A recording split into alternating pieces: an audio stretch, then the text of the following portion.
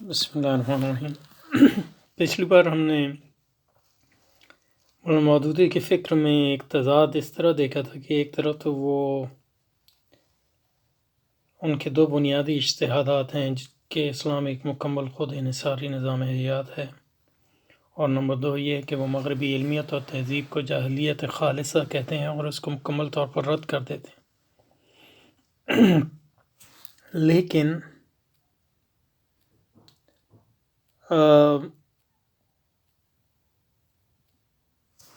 اور مغربی تہذیب کو اسلامی جواز نہیں فراہم کرتے، لیکن یہ کہ اس کے باوجود ان کے فکر میں خاص طور پہ ان کے سیاسی فکر میں جو ہے مغربی فکر کا اثر جو ہے در آتا ہے، اور اس کی ایک بنیادی وجہ جو ہماری سمجھ میں وہ آتی ہے وہ یہ کہ ظاہر اسلام کو ایک مکمل نظام حیات تصور کرتے ہیں اور نظام کا تصور دیتے ہیں مودودی۔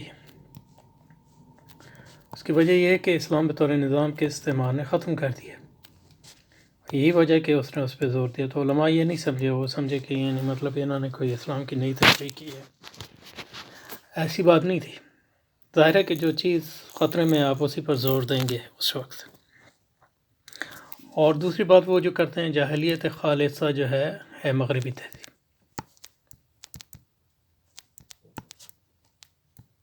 اس کو مکمل طور پر رد کرتے ہیں اصولی طور پر۔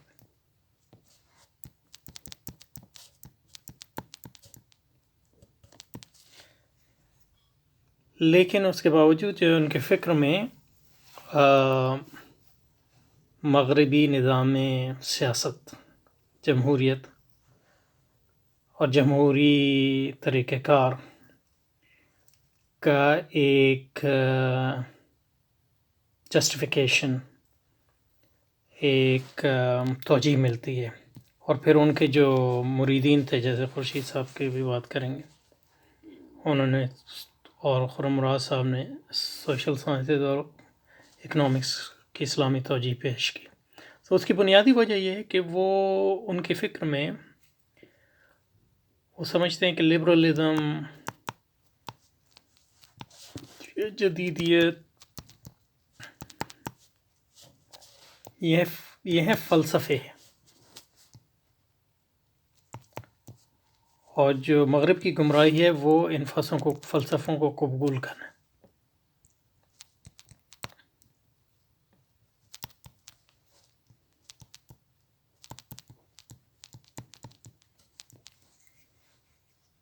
سمجھے؟ تو اس کو انہوں نے رد کر دیا۔ لیکن مغربی علوم جس کو وہ سائنسز کہتے ہیں،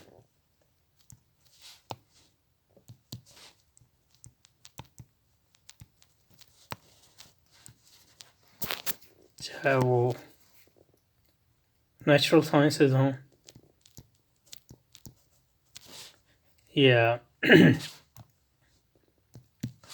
سوشل سائنسز ہوں اور یا ٹیکنالوجی ہو،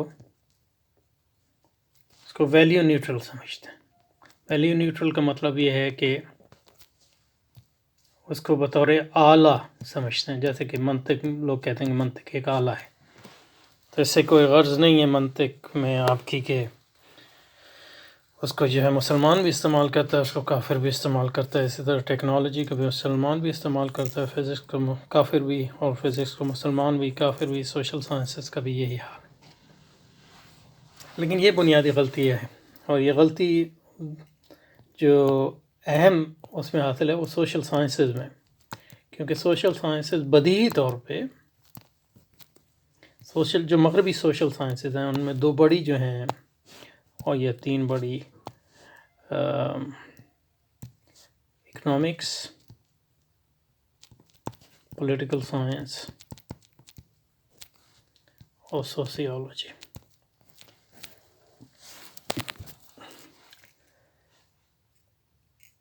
ان کے دو حصے ہیں، ان ساری جن کو سائنسز کہتے ہیں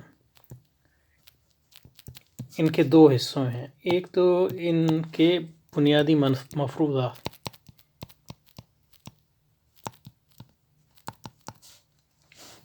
دوسرا جو آپ ٹیکنیکس سے استعمال کرتے ہیں، ٹیکنیکس یعنی طریقہ کار یا میتھڈس، تو میتھڈ جو ہے کوانٹیٹیو اور کوالٹیٹیو، اور کوانٹیٹیو میں آپ بیسیکلی اسٹیٹسٹکس، لیکن جو بنیادی مفروضات ہیں ان سو کالڈ سائنسز کے، وہ سارے وہی فلسفیانہ نظریات ہیں، وہ کوئی یعنی علمی نظریات نہیں ہیں جن کی علمی جو ہے توجیہ بیان کی گئی ہے۔ مثلاً فار ایگزامپل معاشیات کا بنیادی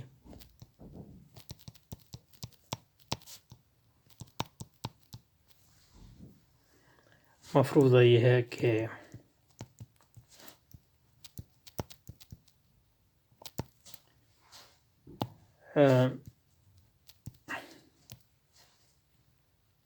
انسان جو ہے اپنی خواہشات کو پورا کرنا چاہتا ہے،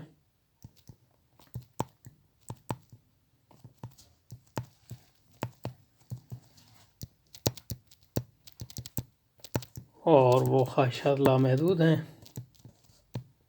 اور وسائل محدود ہیں۔ تو اکنامکس وہ سو کالڈ سائنس ہے جو آپ کو یہ بتائے گی کہ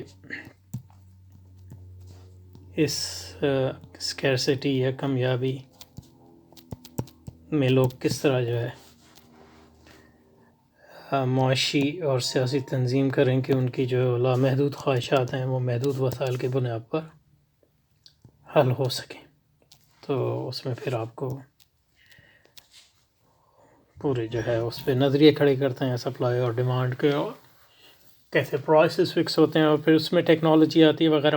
لیکن کہنے کا مقصد یہ ہے کہ یہ جو بنیادی مفروضہ ہے کوئی سائنسی مفروضہ نہیں ہے، ایک ایمانیات سے تعلق رکھتا ہے، اور یہ فلسفیانہ مفروضہ ہے ان ایمانوں میں، یا جو ہے پولیٹیکل یا پولیٹیکل سائنس جو ہے سائنس، اس کا بنیادی مفروضہ یہ ہے کہ یعنی ایک ان کا بنیادی مفروضہ یہ ہے کہ لوگ جو ہیں معاشرے میں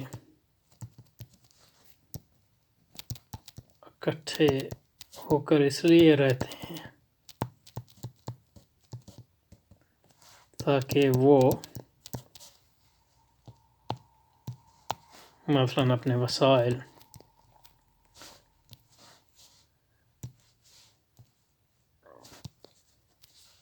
یکساں آزادی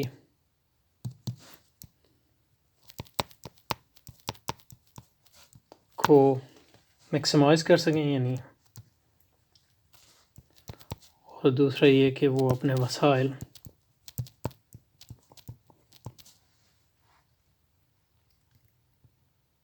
کی اس طرح تقسیم کر سکیں کہ ہر فرد کو اپنی خواہشات کے حصول کا موقع ملے۔ یا سوسیولوجی جو وہ بنیادی سائنس ہے جو بتاتی ہے کہ وہ بیسیکلی سرمایہ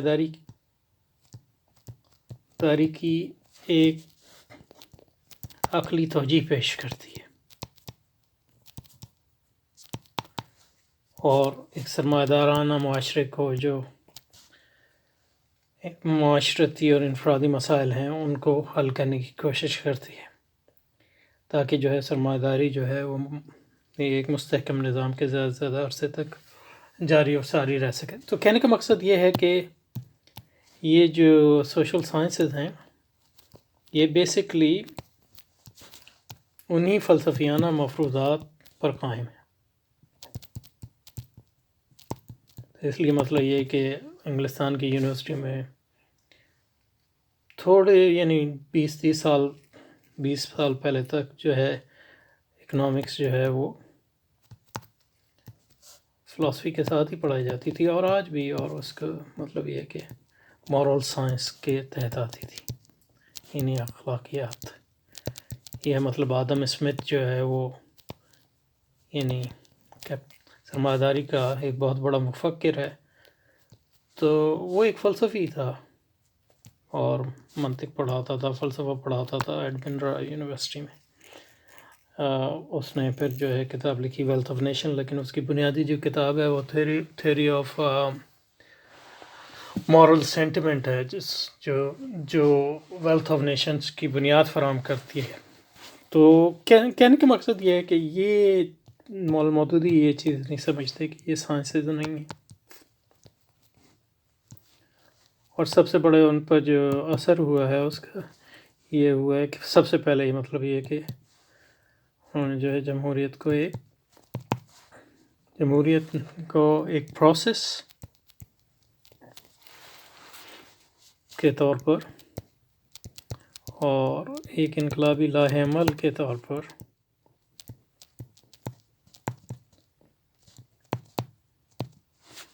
اس لیے قبول کیا کہ ان کے نزدیک جو ہے جمہوریت جو ہے اسی پولیٹیکل سائنس کی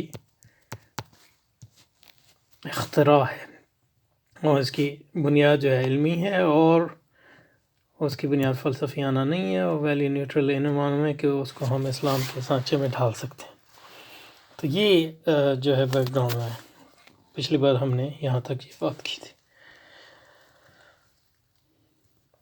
مولانا مودودی کی فکر کی یہ کمزوری سب سے نمایاں طور پر آپ کے سیاسی تفکرات کے ضمن میں نظر آتی ہے.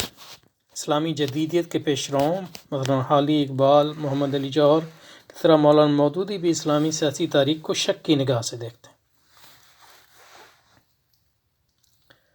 اور اپنی سیاسی تحریریں بالخصوص خلافت و ملوکیت اور پہلی تحریروں میں بھی یعنی مطلب آپ اگر پڑھیں مجددین کا جو تعارف کروایا ہے، تاریخ تجدید الدین، وہ چھوٹا سا جو رسالہ ہے اس کو اگر آپ پڑھ لیں تو اس میں بھی یہی نظر آتا ہے آپ کو کہ اپنی سیاسی تحریرات بالخصوص خلافت ملوکیت میں تاثر دیتے ہیں کہ خلافت راشدہ کے خاتمے کے بعد سے اسلامی حکومت ناپید ہو گئی اور غلبہ دین کے لیے ہمیں قرآن و حدیث سے براہ راست رجوع کرنا چاہیے. تو ایک چیز جو جدیدیت میں اہم ہے، چاہے وہ آپ ڈیکارٹ کو دیکھ لیں یا لوتھر کو دیکھ لیں، یعنی وہ عیسائی تاریخ کا انکار کرتے ہیں، اپنے تاریخ کا اور تاریخ کے تسلسل کا.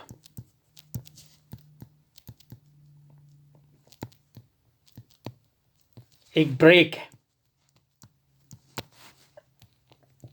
ایک انقطاع ہے. تو یہ اور اس میں ایک اہم بات یہ ہے جیسے کہ ڈیکارٹ کہتا ہے صفر سے شروع کریں گے، آغاز نو. جدید صفر سے شروع کریں گے، اور جو کچھ میں نے پڑھایا علوم اس سب کو بھول جاؤں اور ہر چیز کو جو ہے اپنی عقل کی بنیاد پر پرکھوں اور رد کروں، اور پھر جو چیز رد نہ ہو سکے مجھ سے اس کی بنیاد پر ایک نئی عمارت تعمیر. تو آغاز جدید کے ساتھ جو ہے علوم کے تسلسل کا انکار.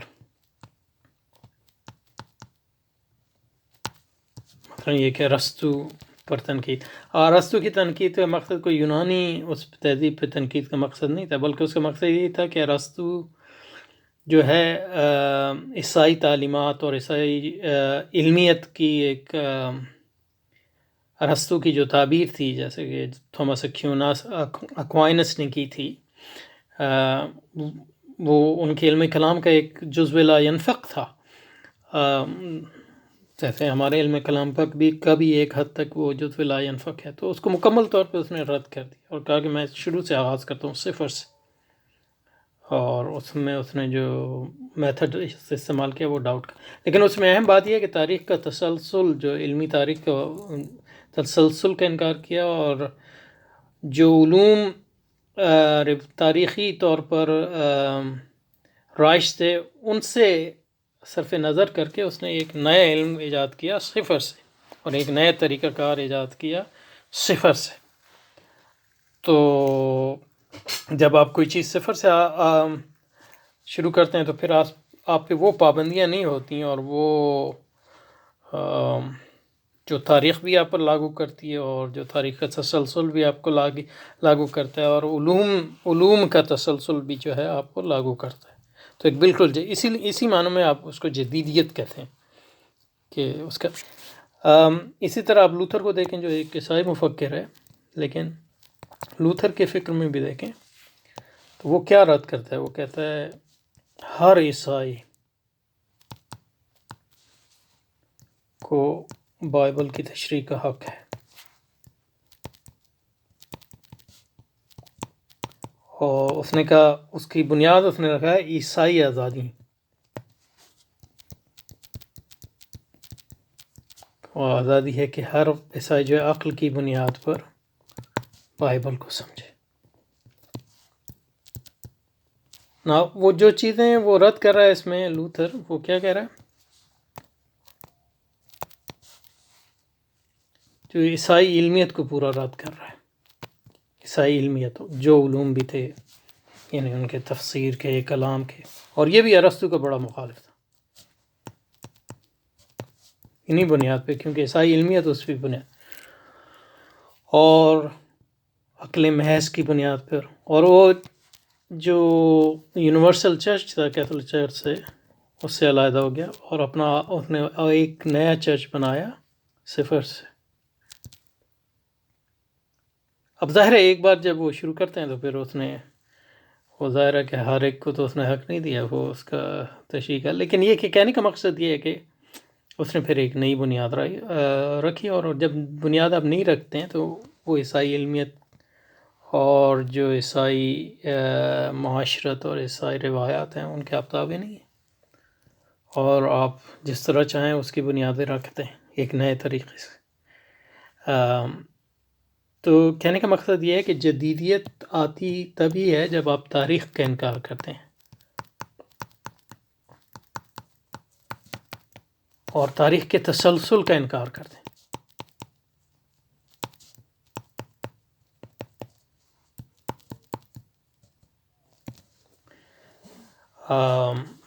اور تاریخ کے تسلسل کا انکار یعنی علوم کے ضمن میں جو ہے، جو آپ کے علوم ہیں اور روایات، علوم کی جو روایات ہیں ان کی اس کا انکار کرتے ہیں، اور کہتے ہیں کہ ہم جو ہے ایک پچھلے دور میں، سنہرے دور میں جائیں گے، جیسے کہ لوتھر یعنی سنہرے عیسائی دور میں، جب وغیرہ وغیرہ. تو اس کے بغیر آپ یہ تاریخ کے انکار کے بغیر اور تاریخ تسلسل کا انکار کے بغیر جو ہے آپ ایک جدید اور آزاد، یعنی آزاد کا مطلب ہے وہ جو تاریخ سے ہی آزاد فکر اور نئی روایت کی بنیاد نہیں رکھ سکتے. تو جدیدیت کی جو بنیاد ہے ایک، وہ تاریخ کا انکار ہے، تاریخ کے تسلسل کا انکار ہے. ان میں مطلب آپ کے معاشرتی روایات کے تسلسل کا، آپ کے انسٹیٹیوشنز کا، اور علمی روایات کے تسلسل کا انکار. تو مولانا مودودی صاحب نے صرف یہ نہیں کہا کہ مطلب یہ کہ مدینے میں ایک مثالی اسلامی ریاست قائم تھی، اس میں کوئی شک نہیں، رسول اللہ اکرم سے. اور پھر جو ہے اس میں خلفۂ راشدہ کے زمانے تک رہی، اور اس کے بعد جو ہے ملوکیت آ گئی، اور پھر جو ہے اصل اسلام غائب ہو گیا، یعنی مثالی اسلام. تو ہم اس تک واپس جا رہے ہیں. اسی طرح مطلب انہوں نے اپنے علوم کے بارے میں یہی کہا کہ مطلب اب درس نظامی، یہ مطلب یہ تو میں نے بھی پڑھا ہے، اب مجھے یاد ہے جب میں چھوٹا تھا مولانا کی مطلب ایک جملہ آج تک مجھے یاد ہے کہ انہوں نے کہا کہ درس نظامی جو ہے مغلیہ سلطنت کے بیوروکریٹ تیار کرنے کا نظام تھا. تو یہ اس لحاظ سے مطلب یہ ہے کہ اس لیے وہ نظام جو ہے، حالانکہ انہوں نے خود درس نظام ہی پڑھا تھا، لیکن مقصد یہ ہے کہ یہاں وہ علوم کے تسلسل کا بھی انکار کر رہے ہیں. اب حالانکہ مطلب کہنے کی مقصد یہ آپ اسلامی حکومت قائم کرنا چاہ رہے ہیں، تو یہ تو اچھی بات ہے کہ آپ کا درس نظامی جو ہے وہ جو ہے بیوروکریٹ تیار کرتا تھا مغلیہ حکومت کی، کیونکہ مغلیہ حکومت ایک اسلامی حکومت تھی، لیکن ان کے نزدیک نہیں تھی وہ، یعنی وہ ملوکیت تھی. تو اس کے نتیجے میں جو ہے انہوں نے جو اسلامی علوم پر زور نہیں دیا. اس طرح مطلب جو کتاب لکھتے ہیں ایسا لگتا ہے کہ وہ قرآن سنت سے اخذ کر رہے ہیں. اس کا جو ہے تاریخ علوم سے اس کا کوئی رابطہ نہیں ہے، اسے علم کلام سے کوئی رابطہ نہیں ہے، اصول فقہ سے کوئی رابطہ نہیں ہے، علوم لغت سے کوئی واسطہ نہیں ہے. حالانکہ مطلب وہ سب چیزیں وہ جانتے ہیں، یعنی فقہ سے کوئی واسطہ نہیں ہے، فقہ حنفی سے، فقہ مالکی سے، فقہ شافعی سے، وہ تسلسل جو ہے وہ نہیں ہے. اس طرح جب وہ اسلامی حکومت اور نظام کی بھی بات کرتے ہیں اور وہ نظام کیا ہونا چاہیے، تو وہ جو ہمارے ہاں جو کلاسیکل علم سیاست پر کتابیں ہیں، جیسے ماوردی کی کتاب ہے یا شاہ ولی اللہ کی کتابیں ہیں، ان سے تعلق نہیں جوڑتے، کیونکہ ان کے نزدیک وہ تو مطلب یہ ہے کہ زیادہ تر جو ہے وہ بادشاہتوں کی جواز فراہم کر رہی تھی. مطلب شاید امام ابن تیمیہ اور چند لوگوں کو وہ اس سے چھوڑتے ہیں، لیکن جو دوسرے سارے لوگ ہیں وہ اس کی زد میں. کہنے کا مقصد یہ ہے کہ یہ ایک بنیادی کمزوری ہے کہ وہ مغرب کو فلسفے کے طور پہ رد کرتے ہیں، لیکن یہ کہ ان کے جو سوشل سائنس کو سمجھتے ہیں کہ یہ علوم ہیں، اور ان کا جو فلسفیانہ پہلو ہے اس کو نظر انداز کرتے ہیں. اس کے نتیجے میں وہ فلسفہ جو ہے جس کو رد کیا، وہ جزوی طور پہ ان علوم کے ذریعے آپ کی فکر میں درآتا ہے.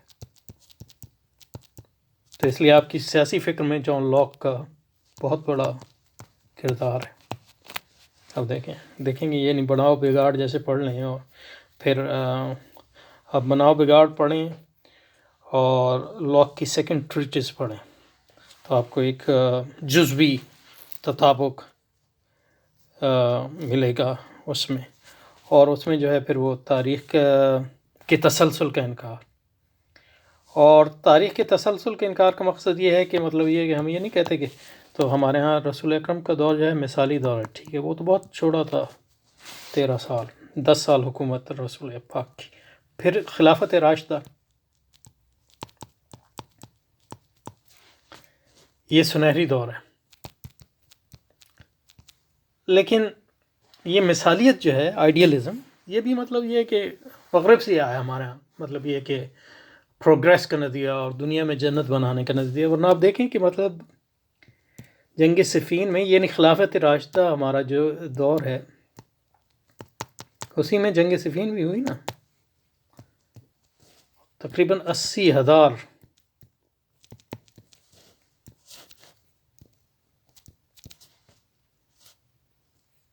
دونوں طرف سے، اور اچھے لوگ جو ہیں وہ ایک دوسرے کے خلاف جو ہے لڑے. تو اب کہنا چاہیں تو خلافت راشدہ پہ بھی آپ تنقید کر سکتے ہیں، اور انہوں نے اس لحاظ سے کچھ کی بھی ہے جیسے حضرت. تو کہنے کا مقصد یہ کہ یہ جو مثالیت ہے نا، یہ مثالیت یہ بھی جدیدیت کی ایک پیداوار ہے، کیونکہ انسان جو ہے سنہرے سے سنہرا دور بھی رسول پاک کو چھوڑ کر، اس میں بھی آپ کو کمیاں ملیں گی، لیکن بنیادی طور پہ ان کمیوں کے باوجود آپ رسول پاک کا دور ہے، خلافت راشدہ ہے، اور اس کے بعد امیہ سلطنت ہے. اس میں اچھی بری دونوں چیزیں مل جائیں گی. عباسی سلطنت ہے، اس کے بعد جو ہے عثمانیہ سلطنت آئی ہے. تو ان تمام سلطنتوں میں ایک چیز آپ کو ملے گی، کچھ چیزیں، یعنی ان 1 2 3 4 5 یہ ساری اسلامی سلطنتیں اپنی کمیوں کے باوجود، اور ان میں کچھ بنیادی چیزیں ہیں، سب میں اسلامی نظام، اسلامی قانون نافذ ہے. اور نہ صرف یہ کہ بلکہ کسی اور قانون کا کوئی تصور ہی نہیں. دوسرا یہ کہ اسلامی نظام تعلیم نافذ ہے، نہ صرف یہ کسی اور نظام تعلیم کا تصور ہی نہیں۔ نمبر 3 اسلامی معاشرہ موجود ہے، یعنی حکومت میں خامیاں ہوں بھی لیکن اسلامی معاشرہ ہر زمانے میں موجود رہا ہے۔ پھر اسلامی خاندان موجود ہے، اسلامی افراد موجود ہیں، علماء موجود ہیں، خانقاہیں موجود ہیں، مساجد موجود ہیں، مدارس موجود ہیں، اور پھر انسانی کمیاں کوتاہیاں وہ تو ہر زمانے میں ہوں گی۔ اور آپ دیکھیں کہ مطلب یہ کہ اور ایک اور چیزیں دیکھیں، یعنی اپنی تمام کوتاہیوں کے باوجود اب رسول پاک کا دور تو مثالی ہے، پھر خلافت راشدہ وہ لوگ، ان لوگوں نے چلائی جنہوں نے اللہ نے جنت کا وعدہ دیا، تو اس کو تو چھوڑ دیں۔ تو پھر آپ کے پاس امیہ سلطنت آئی، تقریباً تمام جو زیادہ تر جو امیہ حکمران تھے ان میں اچھائیاں بھی تھیں، برائیاں بھی تھیں، لیکن وہ امامت کی شرائط پہ پورے اترتے تھے۔ زیادہ تر ان میں جو لوگ تھے مجتہدین تھے، یعنی عام لوگ مجتہدین اور محدثین، ایون مطلب یہی حال جو ہے عباسی سلطنت کا ہے۔ وہ نمازیں پڑھاتے تھے، جمعے کی عید کی نماز پڑھاتے تھے، خطبہ دیتے تھے، یعنی ہارون رشید جو ہے محدث ہے، امام مالک کے شاگرد ہے۔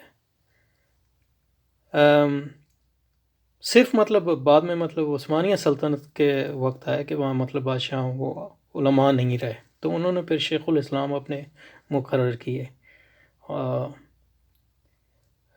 مطلب ایون مغلیہ سلطنت میں یعنی مطلب عالمگیر جو ہے وہ ایک مطلب عالم ہے اور ولی اللہ بھی ہے اور مجاہد بھی ہے اور صوفی بھی ہے اور ہر چیز ہے، یعنی مطلب کہ تو مغلیہ سلطنت میں بھی یہ ساری چیزیں موجود تھیں، باوجود ساری کم نہیں۔ اور پھر یہ کہ اسلامی علوم کو بھی دیکھ اسی طرح لے لیں، اسلامی علوم جو مدون ہوئے ہیں تقریباً 55 علوم ہیں، جو اس میں علوم قرآن ہیں، علوم حدیث ہیں، علوم فقہ ہیں، اصول فقہ ہے، اور علوم آلات ہیں، منطق ہے۔ یہ ان علوم کا بھی تسلسل ہے، اس میں کمیوں کوتاہیوں کے باوجود۔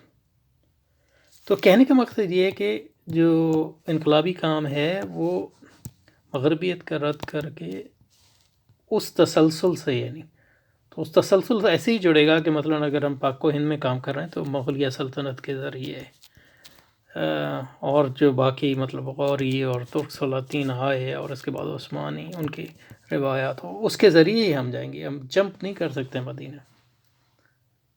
اسی طرح مطلب یہ کہ آپ نے قرآن حدیث آپ کیسے سمجھ سکتے ہیں آج اگر آپ کو اصول فقہ نہ آتی ہو، یا آپ کو اصول تفسیر نہ پڑھا ہو یا تفسیر نہ پڑھی ہو؟ تو یہ ایک بنیادی جو ہے کمی مولانا مودودی کی فکر میں ہمیں نظر آتی ہے۔ اور اب یہ بہت لمبا ہو گیا، لیکن مطلب یہ کہ ایک پیراگراف تو پڑھ ہی لیں، پھر اسی پہ شروع کریں گے دوسری بار۔ مولانا مودودی فکر کی یہ کمزوری سب سے نمایاں طور پر آپ کے سیاسی تفکرات کے ضمن میں نظر آتی ہے۔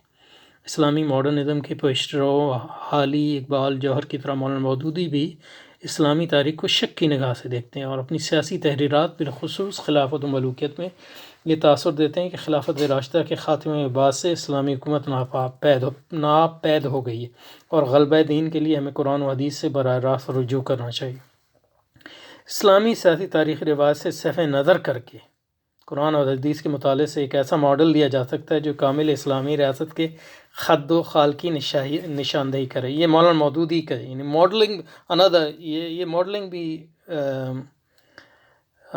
ماڈرنسٹ تھنگ ہے، کیونکہ جب آپ ماڈل سارے ایبسٹریکٹ ہوتے ہیں اور جب چیزیں ایبسٹریکٹ ہوتی ہیں تو اس میں آپ وہی کوئی روایت نہیں، اس میں آپ وہی پر کریں گے جو موجود حاضر و موجود ہوگا۔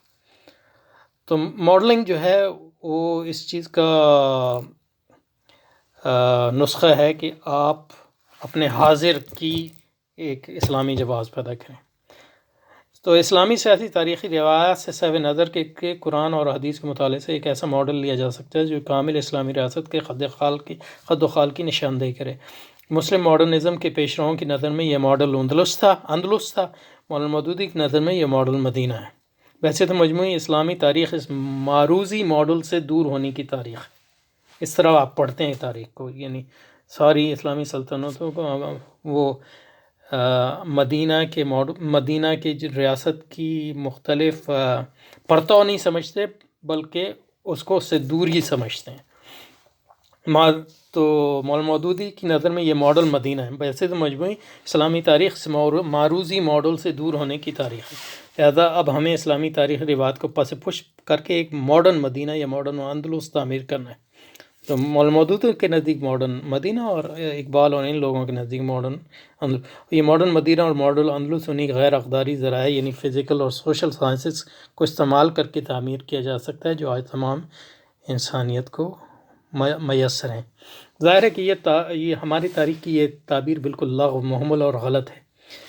امام حسین رضی اللہ تعالیٰ عنہ اور حضرت عبداللہ ابن زبیر رضی اللہ تعالیٰ عنہ اور دوسرے یعنی مطلب صحابہ اور تابعین کی فقط المثال جدوجہد کا یہ نتیجہ نکلا کہ تسلسل کے ساتھ اسلامی حکومت 1300 سال تک قائم رہی۔ اس حکومت میں شریعت نافذ تھی اور تمام معاشرتی فیصلے علوم اسلامی سے ماخوذ احکام کی بنیاد پر کیے جاتے تھے۔ اسلامی احکامات کی روح گردانی کے نتیجے میں اسلامی انقلاب برپا ہوئے، یعنی مطلب یہ کہ ہماری تاریخ جو ہے اسلامی انقلاب اور اسلام بغاوتوں سے بھری انہی معنوں میں ہوئی ہے، اور یہ صحابہ کے زمانے میں بھی ہوئے، یعنی ثورۃ الفقہا یعنی فقہا نے جو مطلب انقلاب برپا کیے، اور تابعین کے زمانے میں بھی ہوئے، تبع تابعین کے زمانے میں، پوری تاریخ ہماری پڑی۔ اور اس کا مطلب یہ تھا کہ جب بھی انہیں ایسا موقع ملا کہ جو قائم حکومت تھی اس کے مقابلے میں بہتر حکومت قائم کی جا سکتی تھی، انہوں نے اس کی کوشش کی، اور اسی کے نتیجے میں جو قائم حکومتیں تھیں وہ بہتر سے بہتر ہوئیں۔ اس حکومت میں شریعت نافذ تھی اور تمام معاشرتی فیصلے علوم اسلامی سے ماخوذ احکام کے نتیجے پر بنیاد پر کیے جاتے تھے، اور اسلامی احکامات کی روح گردانی کے نتیجے میں اسلامی انقلاب برپا ہوئے اور اسلامی نظم مستحکم کیا جاتا رہا۔ اس کی تفصیل امام ابن خلدون نے بیان فرمائی، اور دوسرے لوگوں نے بھی۔ اسلامی انقلاب عموماً سلاطین ہی نے برپا کیا، نہیں سلاطین نے بھی، اور مطلب یہ کہ اور دوسرے جو انقلاب ہوئے یعنی فقہا نے جو کیے یا تابعین نے اور تبع تابعین میں، کچھ اس میں کامیاب ہوئے، کچھ نہیں ہوئے۔ مطلب اسلامی انقلاب سلاطین ہی نے برپا کی، مثلا بر صغیر کے اسلامی انقلاب میں محمد بن قاسم، محمد غوری، ناصر الدین محمود، علاؤالدین خلجی، بلبن،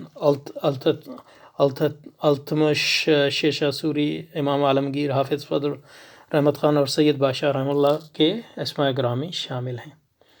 اس نظامی حکومت اور اسلامی تصور اور طریقہ انقلاب اسلامی نظام حکومت اور اسلامی تصور اور طریقہ انقلاب علماء اسلام، امام ماوردی، امام ابو یعلا، امام محمد، امام غزالی، امام ابن خلدون، مولانا عبدالحق محدث دہلوی، شاہ ولی اللہ رحمۃ نے تفصیل سے لکھا ہے، لیکن مولانا مودودی اور مسلم ماڈرنزم کے کسی پیشرو نے ان تصانیف کو قابل توجہ نہ سمجھا۔ مولانا مودودی کی سیاسی فکر امام ابن خلدون، شاہ ولی اللہ اور امام ماوردی رحمہ اللہ سے ماخوذ نہیں ہے۔ مولانا مودودی ملوکیت کو ایک غیر اسلامی طرز حکومت قرار دیتے ہیں، جبکہ امت کا ہمیشہ اس پر اجماع رہا ہے کہ ملوکیت ایک اسلامی طرز حکومت ہے، اور اسلامی علماء نے اسلامی ملوکیتوں کی اصلاح اور ان کے استحکام کو فروغ دینے کے لیے مستقل مشاورت جاری رکھی۔ یعنی مطلب ملوکیت جو ہے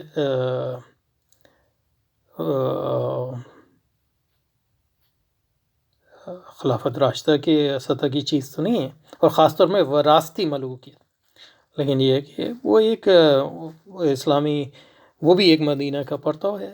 یعنی مولانا مودودی کی سیاسی فکر جان لاک، مونٹسکیو اور جیفرسن کے تفکرات سے ماخوذ ہے، اس لیے کہ وہ سب پولیٹیکل سائنٹسٹ سمجھے جاتے ہیں۔ یہ لوگ وہ پولیٹیکل سائنس کو ایک غیر اقداری منہج اور جمہوریت اور دستوریت کو ایک ایسا طرز حکمرانی گرداتے ہیں جن کے ذریعے غلبہ اسلام قائم کیا جا سکتا ہے۔ لہذا آپ کی رائے میں یہاں ایک سرمایہ دارانہ دستوری حاکمیت اعلیٰ کو اصولاً تسلیم کر لیتا ہے۔ لہذا آپ کی رائے میں جہاں ایک سرمایہ دارانہ دستور حاکمیت الہی کو اصولاً تسلیم کر لیتا ہے، وہاں غلبہ دین کی جدوجہد کو لازماً دستوری اور جمہوری طور پر ہونا چاہیے۔ یہی اسلامی اصولوں کے اتباع کا تقاضا ہے، کیونکہ بقول مولانا مودودی مدینہ کی آئیڈیل اسلامی ریاست بھی ایک قسم کی جمہوری دستوری ریاست تھی۔ چنانچہ 1949 کے بعد سے جماعت اسلامی پاکستان کی جدوجہد دستور کی پابند اور جمہوری ہی رہی ہے۔ اس کے نتیجے میں غلبہ اسلام کا مرحلہ تو دور سے دور ہوتا چلا گیا اور جماعت اسلامی سرمایہ دارانہ نظام کا حصہ بتدریج بنتی چلی گئی۔ سرمایہ دارانہ نظام میں اسلامی جدوجہد کو سمونے کا مؤثر ترین جواب اسلامک اکنامکس فراہم کرتی۔ تو مولانا مودودی نے تو کا بنیادی کام جو تھا وہ ان کا متاثر جو تھا وہ پولیٹیکل سائنس سے تھا، جان لاک نے۔ تو پھر جو ہے اس کے نتیجے میں وہ ماحول پیدا ہوا کہ پروفیسر خورشید اور دوسرے لوگوں نے اسلامک اکنامکس کا جواب فراہم کیا۔ تو اگلی بار سے انشاءاللہ اسلامک اکنامکس کے بارے میں دیکھیں گے کہ یہ لوگ کیا کہتے ہیں۔